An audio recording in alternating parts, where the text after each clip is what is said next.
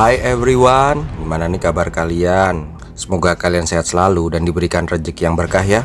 Kali ini Om akan membawakan alur cerita film India horror trailer yang berjudul Catur Mukham, keluaran tahun 2021. Film ini mengisahkan kejadian-kejadian supranatural yang menimpa orang-orang yang membeli handphone secara online. Satu persatu dari pemilik HP itu mengalami kejadian-kejadian goib tanpa mengetahui bahwa nyawa mereka sebenarnya terancam. Teror demi teror yang diakibatkan oleh HP itu pun terjadi sehingga memakan korban. Mau tahu gimana keseruan film ini? Bemper Ombre Walk Story.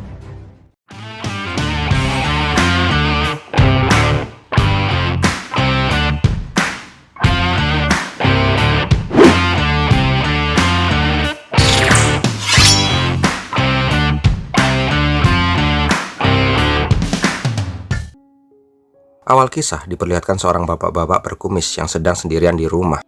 Seperti bapak-bapak pada umumnya, malam hari enaknya tuh ngopi santai sambil sebat. Tetapi tiba-tiba listrik di rumah itu mati. Dan seketika itu juga terlihat TV yang terlempar oleh baling-baling bambu. Baling-baling kipas angin yang terlempar. Terlihat TV yang pecah karena terlempar oleh baling-baling kipas angin yang tiba-tiba copot. Terlihat juga bapak-bapak itu tergeletak di lantai dengan leher tergorok. Dan di sebelahnya tergeletak HP yang indikatornya baterainya tiba-tiba terkuras. Di tempat lain terlihat seorang guru yang sedang mengajari anak-anak tentang teknologi. Orang itu sebenarnya adalah profesor di bidang IT yang bernama Profesor Clement. Tak lama terlihat ada seorang pria muda yang mencarinya. Pria itu bernama Anthony, anak dari sahabatnya Profesor Clement. Tak lama Anthony diajak Clement ke rumahnya. Maksud dari Anthony menemui paman Clement adalah ingin menanyakan beberapa hal tentang teknologi dan efek terburuk dari yang dihasilkan oleh sebuah gadget. Di sini Anthony menjelaskan bahwa temannya mengalami kejadian-kejadian aneh. Dan kita flashback ke beberapa hari yang lalu. Terlihat seorang wanita muda yang bangun tidur nggak ucek-ucek mata dulu, tapi langsung selfie yang bernama The Just Winnie.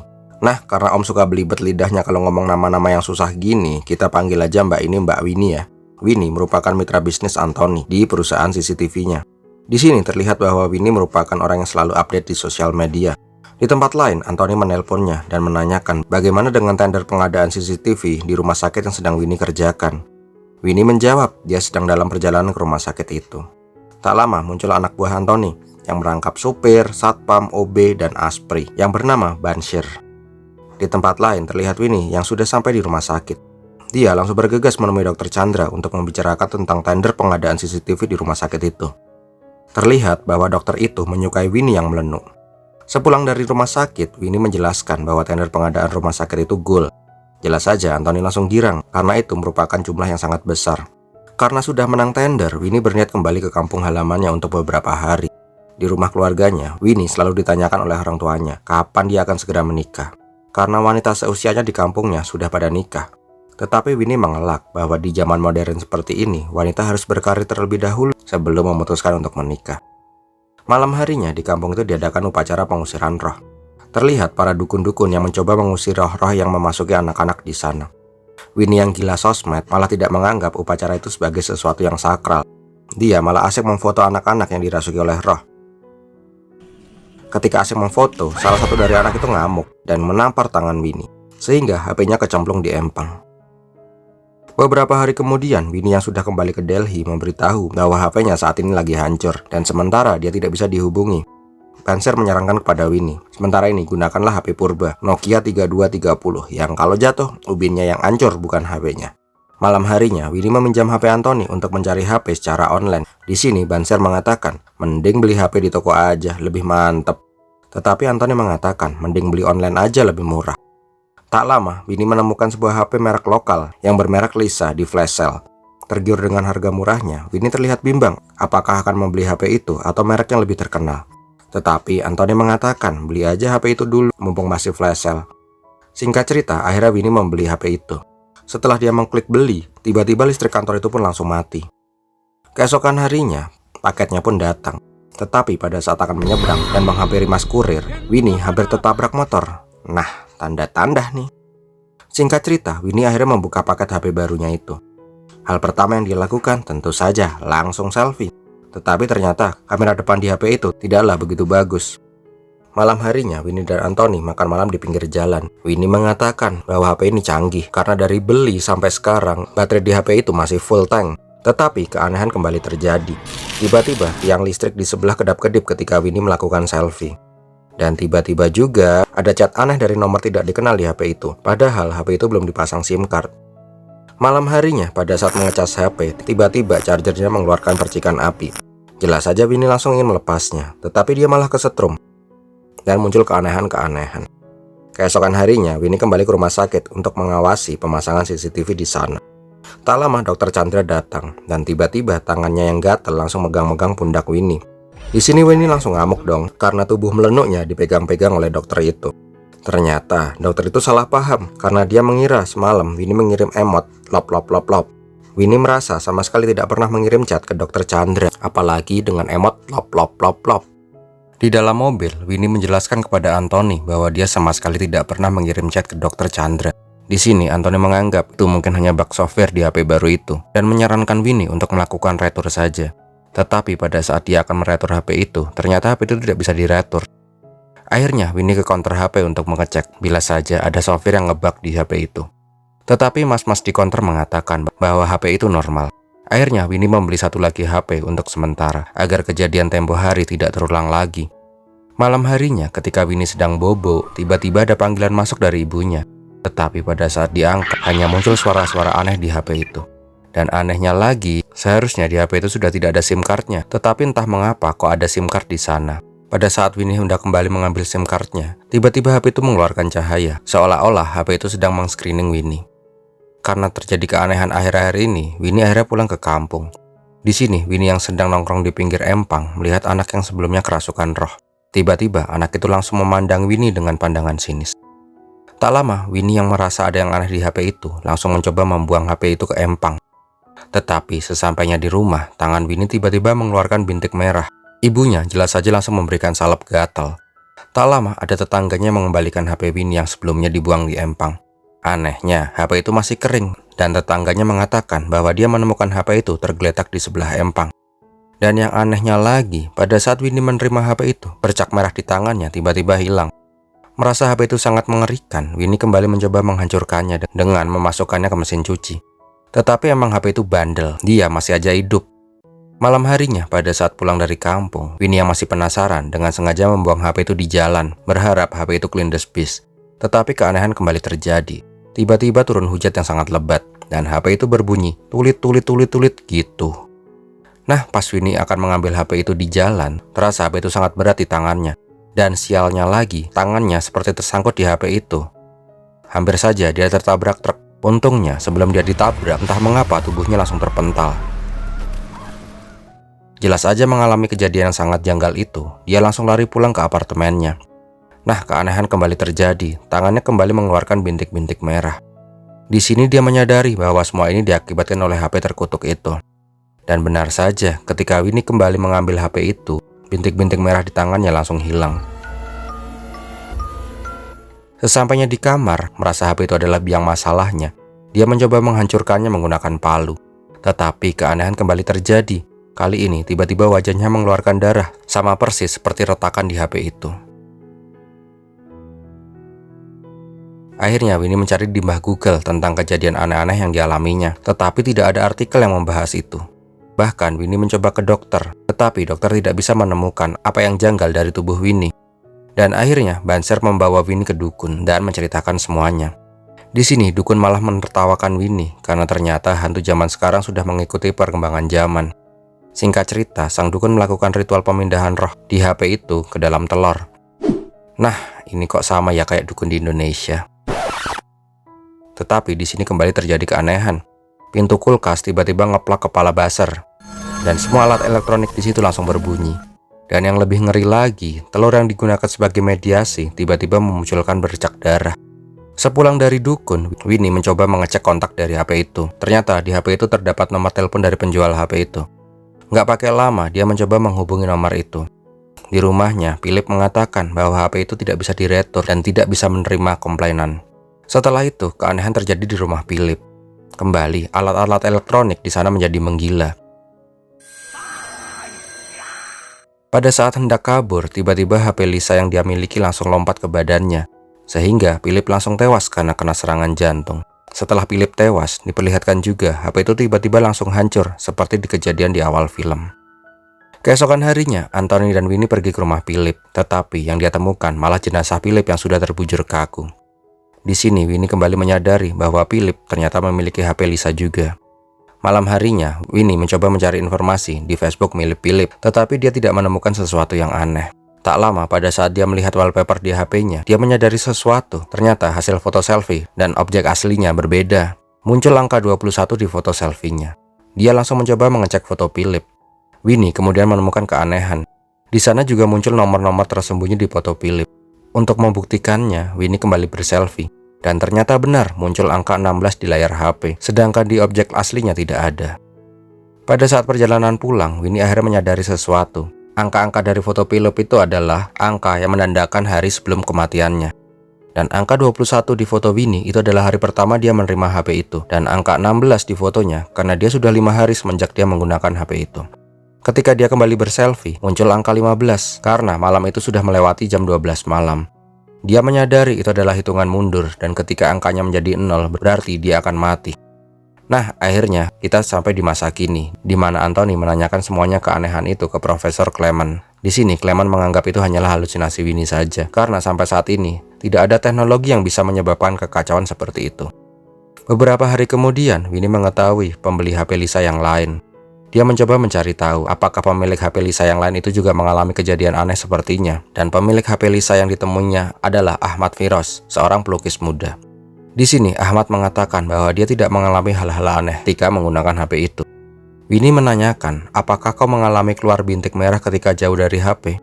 Di sini, Ahmad mengatakan bahwa dia memang memiliki alergi dan dia menganggap hal itu sebagai hal yang wajar. Di sini, Winnie tidak berani menjelaskan tentang angka hitungan mundur. Dia akhirnya meminta Ahmad untuk selfie. Dan pada saat dia mengecek hasil foto selfie itu, ternyata muncul angka 3 di fotonya, yang menandakan 3 hari lagi Ahmad akan meninggal. Tak lama, Anthony dan Winnie kembali menemui Profesor Clement. Di sini kembali lagi, Profesor Clement masih tidak percaya dan menganggap itu sebagai kebetulan semata. Ketika Winnie kembali selfie untuk membuktikannya, Profesor Clement tidak menemukan sesuatu yang janggal. Tetapi tanpa diketahui, sebenarnya muncul angka 13 di foto itu. Pada saat kembali ke kantor, Anthony mengatakan bahwa Winnie terlalu paranoid. Mungkin benar apa yang dibilang Profesor Clement. Semua ini mungkin hanya kebetulan semata. Jengkel dengan HP bodohnya, Winnie melemparnya ke lantai. Tetapi tiba-tiba semua CCTV bergerak mengikuti pergerakan Winnie. Di sini, Anthony langsung percaya bahwa HP itu kena kutukan. Di tempat lain, Profesor Clement yang tadi siang melakukan cloning di HP Winnie menemukan sesuatu. Keesokan harinya, dia menunjukkan sebuah video yang tersembunyi di sistem di HP itu. Terlihat seorang mas-mas jamet yang diduga sebagai pencipta HP itu. Di sini, mereka akhirnya menemukan clue baru untuk memecahkan masalah ini. Tak lama mereka datang ke perusahaan yang terlihat di video itu untuk mencari informasi. Diketahui bahwa pria di video itu bernama Anders. Dijelaskan bahwa Anders adalah seorang yang sangat tertutup. Dia sangat jarang sekali bersosialisasi dengan orang lain. Kesehariannya hanya mengurung diri di lab untuk membangun prototipe HP impiannya. Pada saat Winnie hendak menemuinya, ternyata Anders sudah meninggal karena kebakaran lab beberapa bulan yang lalu. Tak mau hanya sampai di situ saja, Winnie dan kawan-kawan mencoba menghubungi nomor telepon di CV Anders. Mereka akhirnya menemui Nevan, satu-satunya sahabat dari Anders pada saat kuliah. Di sini, Nevan menjelaskan bahwa Anders sangat terobsesi dengan prototipe HP yang bisa ngecas sendiri, yang menggunakan energi di sekitarnya, sehingga HP itu tidak perlu repot-repot menggunakan kabel untuk mengecas. Dia menamai HP itu dengan merek Lisa, seperti nama ibunya. Nevan juga menceritakan bahwa dia akhirnya mendapatkan sponsor untuk pengembangan HP-nya. Orang itu adalah Jayat Gupta. Tetapi setelah menaikkan kontrak, Gupta selalu menekan Anders untuk segera menyelesaikan proyeknya. Dan puncaknya, Gupta hanya memberikan waktu 21 hari untuk membuat produk final dari HP itu. Setelah HP itu jadi sesuai deadline, Gupta kembali mengatakan bahwa kamera depan di HP itu sangat buruk dan akhirnya membatalkan kesepakatannya secara sepihak. Dengan liciknya lagi, ternyata di perjanjian kontrak di awal mengatakan bahwa bila Anders tidak bisa menyelesaikan proyek itu dalam waktu yang sudah ditentukan, maka hak paten dari teknologi Anders menjadi milik perusahaan Gupta. Mengetahui dia telah ditipu dari awal, akhirnya Anders menjadi depresi, dan dia pun akhirnya membunuh Gupta dengan tangannya sendiri. Anthony kemudian mencari informasi tentang kasus itu ke kantor polisi. Ternyata diketahui fakta baru bahwa di kebakaran lab tempo hari, petugas polisi yang datang ke TKP pada saat itu meninggal dunia dengan cara yang tidak wajar. Ternyata setelah membunuh Gupta, Anders membawa 4 prototipe HP Lisa dan membakar labnya. Tetapi sialnya, pada saat dia ingin keluar, saklar kunci lab itu mati, yang akhirnya membuat Anders tewas terbakar. Dan polisi yang menangani kasus itu menemukan kotak HP milik Anders. Dengan tidak bertanggung jawab, dia malah mengambil keempat HP itu dan menjual 3 HP-nya ke Philip. Itulah mengapa di awal film, polisi itu mati tergorok kipas angin karena keserakahannya sendiri. Malam harinya, mengetahui bahwa hidupnya tinggal sebentar lagi, Winnie mencoba menikmati sisa dalam hidupnya. Dia kembali selfie untuk kenang-kenangan bersama Anthony. Di sini Anthony mengatakan, jangan menyerah, ayo kita cari cara agar masalah ini segera berlalu. Tanpa sengaja, Winnie malah meninggalkan HP-nya itu di loteng. Malam harinya, tiba-tiba kembali keanehan. Kipas angin tiba-tiba berputar dan berhenti secara mendadak. Dan di ruangan itu, cahaya tiba-tiba berpijar. Dan perabotan langsung melayang di atap. Bangke, Om kaget. Keesokan paginya ketika sadar, Winnie menyadari bahwa tangannya dan wajahnya muncul bercak merah yang sangat parah. Winnie kemudian baru sadar bahwa semalam dia meninggalkan HP-nya di loteng. Mengetahui itu, dia langsung berlari ke atas, dan sesampainya di atas, dia langsung bengek. Ya iyalah, Om aja kalau suruh lari kayak gitu bengek. Tak lama dia mengambil HP-nya, dan tiba-tiba HP itu langsung meng-capture foto selfie. Tetapi alangkah kagetnya dia ketika angka yang keluar menunjukkan angka 4, sedangkan semalam masih menunjukkan angka 12. Malam harinya dia menceritakan lonjakan hitungan ulang yang sangat banyak kepada Clement, tetapi Clement di sini masih belum percaya dengan kegilaan ini. Dia malah mengatakan, bila kejadian itu memang benar, maka Ahmad akan meninggal hari ini dan lihat apakah dia akan meninggal hari ini atau masih hidup sampai besok pagi. Di tempat lain terlihat Ahmad yang sedang di kantornya untuk mempersiapkan pameran lukisannya keesokan hari. Tetapi di sini Ahmad mengalami kejadian-kejadian aneh, mulai dari lampu gedung yang tiba-tiba mati, suara dering telepon dari lukisannya, dan printernya yang mengeluarkan kertas secara simultan.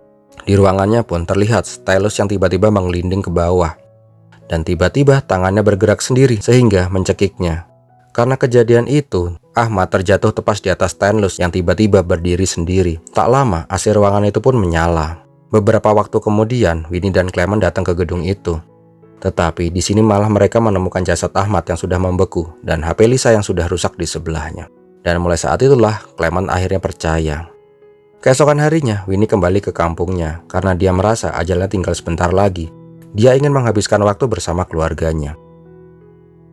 Di tempat lain, Clement bercerita kepada sahabatnya yang sama-sama profesor tentang kejadian aneh yang Winnie alami. Tetapi temannya mengatakan, kita memang dididik untuk percaya dengan sains. Tetapi mau tidak mau, kita juga harus percaya dengan kekuatan metafisika di sekitar kita. Temannya mengatakan, cobalah memecahkan masalah ini dengan cara sains dan metafisika.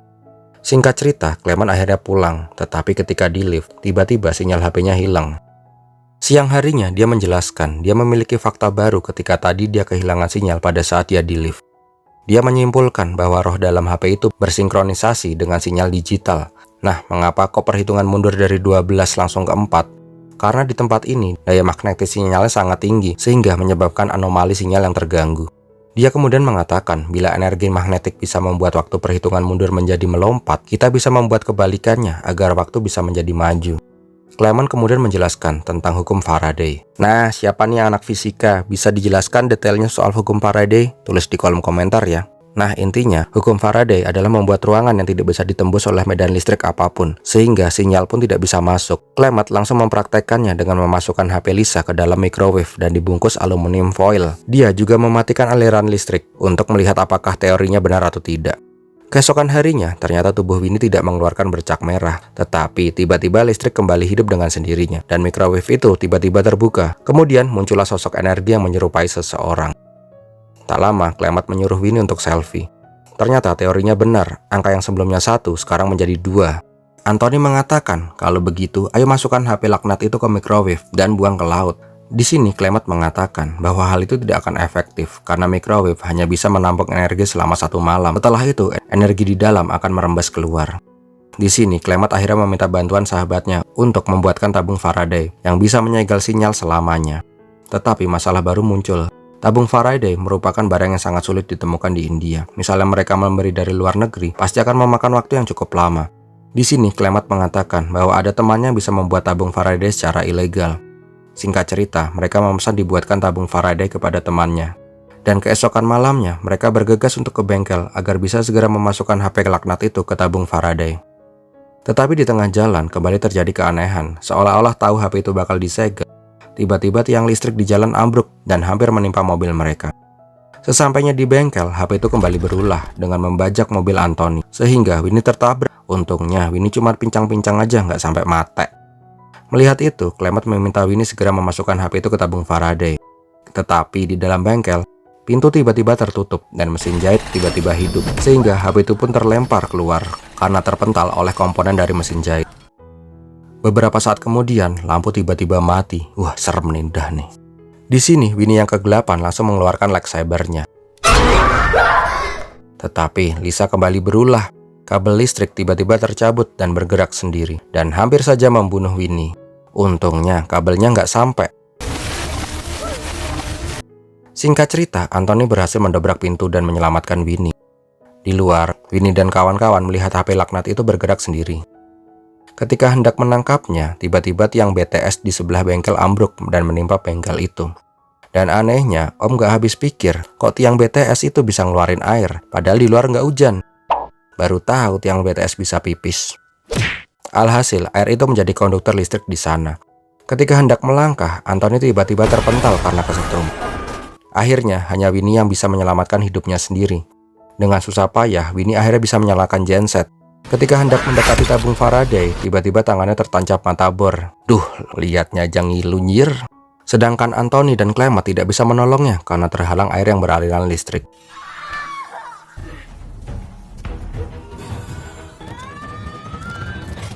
Singkat cerita, ketika Winnie hendak memasukkan HP itu ke tabung Faraday, sosok Adar tiba-tiba muncul untuk mencegahnya. Melihat itu, Anthony berinisiatif mematikan listrik dari gardu listrik di luar. Sedangkan Winnie yang mencoba melepaskan tangannya dari tabung Faraday, akhirnya tidak memiliki pilihan lain selain menyetrum tangannya sendiri. Akhirnya dia terpental. Untungnya Anthony bisa tepat waktu untuk memutuskan alur listrik. Tetapi masalah belum berakhir. Melihat HP Lisa yang hendak melarikan diri, Anthony dengan sigap menutup tabung Faraday itu dan mengelasnya. Dan akhirnya HP terkutuk itu bisa tersegel selamanya. Keesokan harinya, ternyata cara itu berhasil. Winnie berhasil selamat dari maut kutukan HP laknat itu. Dan filmnya pun berakhir. Bentar. Yakin kalau endingnya kayak gini? Pasti pada protes. Om cangkemmu. Nah, di post after credit diperlihatkan komputer Clement. Masih inget kan kalau Clement sebelumnya pernah nge-cloning HP Winnie ke laptopnya? Yes, Adar ternyata berhasil lolos dan pindah ke komputer Clement. Dan filmnya pun berakhir. Masih gantung sih, tapi ya tanya sutradaranya lah. Om cuma nyeritain di sini, nggak tahu apa-apa. Jangan pada komplain ya. Nah, gimana film ini coy? Sorry ya Om agak belepotan ngomongnya, soalnya lagi nggak enak body nih. Nah, siapa nih yang kemarin request film ini? Nggak mau tahu, harus traktir Om Bakso pokoknya. So, yang request film, mohon sabar ya, soalnya banyak banget yang request. Jadi Om harus bagi-bagi waktu buat nonton, buat ngedit, dan lain-lain. Soalnya Om tuh pendekar, semua-semua digarap sendiri. So, bagi kalian yang suka dengan video ini, silahkan untuk like, komen, dan share. Jangan lupa juga bagi yang belum subscribe, untuk subscribe dan klik lonceng notifikasi agar kalian gak ketinggalan video-video terbaru dari channel Om Brewok Story. Terima kasih sudah menonton, Om Brewok pamit. Pirmilatihin.